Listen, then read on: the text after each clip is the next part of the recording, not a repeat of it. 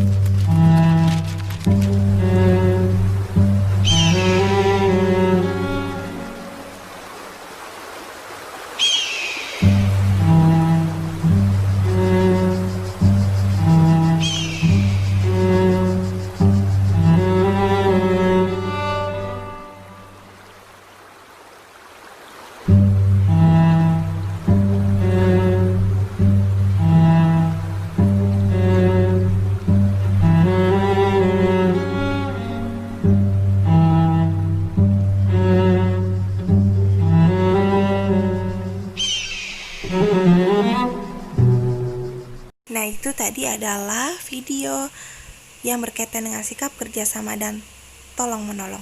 Nah, dari video tadi bisa saja kita ambil kesimpulan bahwa sekecil semut pun dalam kehidupan sehari-hari selalu melakukan kerjasama dan tolong menolong. Nah, kita sebagai manusia sudah sepatutnya seperti itu. Oke, sekarang kita akan membahas tentang sikap kerjasama. Kerjasama memiliki arti kegiatan atau usaha yang dilakukan oleh beberapa orang. Nah, jadi kalau teman-teman melakukan pekerjaan lebih dari satu orang, lebih dari 2 orang, nah itu bisa dikatakan sebagai kerjasama. Tujuannya apa kita melakukan kerjasama? Yaitu untuk meringankan suatu pekerjaan. Nah, jika teman-teman melakukan pekerjaan itu sendiri dirasa berat, dirasa tidak mampu, nah jika dikerjakan dengan bersama-sama lebih dari 2 orang ataupun 2 orang atau lebih, maka apa yang teman-teman kerjakan akan terasa lebih ringan dan terasa lebih cepat selesai. Nah, itu adalah tujuan dari kerjasama. Kemudian, ternyata kerjasama ini teman-teman hanya diperbolehkan untuk hal-hal yang baik saja. Tidak boleh dilakukan untuk hal-hal yang tidak baik. Contohnya hanya bisa misalnya kita kerjasama di lingkungan, yaitu misalnya dengan bersih-bersih, kemudian di kelas dengan piket kelas, dan lain sebagainya. Jangan dilakukan untuk hal yang tidak baik. Itu tidak boleh. Nah, kira-kira apa saja sih contoh sikap kerjasama yang harus kita perbolehkan, yang harus kita lakukan? Nah, yang pertama misalnya membersihkan lingkungan sekitar rumah. Kita bisa melakukannya secara bersama-sama supaya cepat selesai dan lebih ringan. Kemudian yang kedua, teman-teman bisa lakukan dengan membersihkan lingkungan sekolah.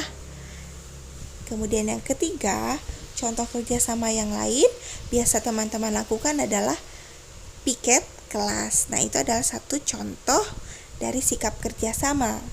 Kemudian contoh yang lain, misalnya teman-teman bekerja sama membersihkan tempat ibadah. Nah, itu adalah beberapa contoh kecil sikap kerjasama yang bisa kita lakukan di dalam kehidupan sehari-hari. Nah, mungkin teman-teman bisa melakukan sikap-sikap kerjasama yang lain. Dan perlu diingat, hanya kerjasama dalam hal-hal yang baik saja ya, bukan dalam hal yang tidak baik. Sikap yang kedua yaitu adalah sikap tolong-menolong. Nah, dari video tadi kita bisa ambil kesimpulan bahwa tolong-menolong itu sikap yang seperti apa sih? Nah, tolong yang menolong ini adalah artinya sikap saling menolong atau saling membantu. Tolong-menolong ini merupakan perilaku yang baik dan sangat mulia. Karena apa? Tujuan dari tolong-menolong adalah kita bisa dapat meringankan kesulitan orang lain. Nah, jika ada temannya yang merasa kesulitan, boleh kita bantu. Dan perlu teman-teman ingat juga, tolong-menolong ini hanya boleh dilakukan untuk hal-hal yang baik saja, bukan tolong-menolong dalam keburukan. Misalnya dengan membantu ibu membawa belanjaan, menolong teman, dan memberi santunan kepada orang yang membutuhkan. Apa misalnya kalau misalkan tolong-menolong yang tidak diperbolehkan? Misalnya menolong teman ketika ingin mengambil sesuatu yang bukan milik haknya, bukan milik sendiri. Nah, kemudian membantu menyembunyikan buku teman. Nah, itu tidak boleh dilakukan. Kita hanya diperbolehkan tolong-menolong dalam hal kebaikan saja, bukan dalam hal keburukan. Nah, di sini Miss Putri perlihatkan beberapa contoh kecil sikap tolong-menolong. Yang pertama, misalnya kita menolong teman yang terjatuh. Kemudian yang kedua, bisa kita lakukan dengan memberikan bantuan kepada orang yang membutuhkan.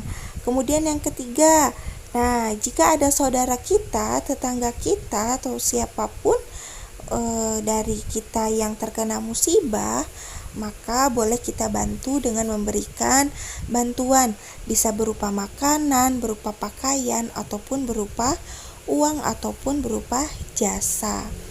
Kemudian, contoh kecil lagi tentang sikap tolong menolong adalah misalnya kita membantu menyeberangkan nenek yang tidak bisa menyeberang jalan. Nah, itu adalah beberapa contoh sikap tolong menolong yang bisa teman-teman lakukan. Mungkin teman-teman juga dalam kehidupan sehari-hari sudah banyak atau sering kali melakukan sikap tolong menolong, dan sikap tolong menolong itu sangat banyak. Nah, hanya sikap tolong menolong dalam kebaikan yang harus kita lakukan. Nah, ini adalah instruksi tugas yang harus teman-teman lakukan dalam kegiatan Ayo Melakukan.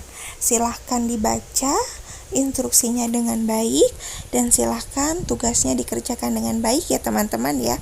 Jika ada yang ingin ditanyakan, silahkan teman-teman langsung tanyakan kepada Miss Putri. Kesimpulan dari pembelajaran kita hari ini adalah, yang pertama, kita sudah mempelajari tentang kerjasama, di mana kerjasama memiliki arti sikap melakukan suatu pekerjaan secara bersama-sama dengan tujuan untuk meringankan pekerjaan. Kemudian yang kedua adalah sikap tolong-menolong, di mana sikap tolong-menolong ini memiliki arti saling menolong atau saling membantu dengan tujuan untuk meringankan kesulitan orang lain. Nah, itu kesimpulan yang bisa kita ambil dari pembelajaran kali ini. Alhamdulillahirrabbilalamin, selesai sudah pembelajaran kita pada hari ini. Silahkan teman-teman kerjakan tugasnya dengan baik. Silahkan teman-teman pahami materi kita hari ini.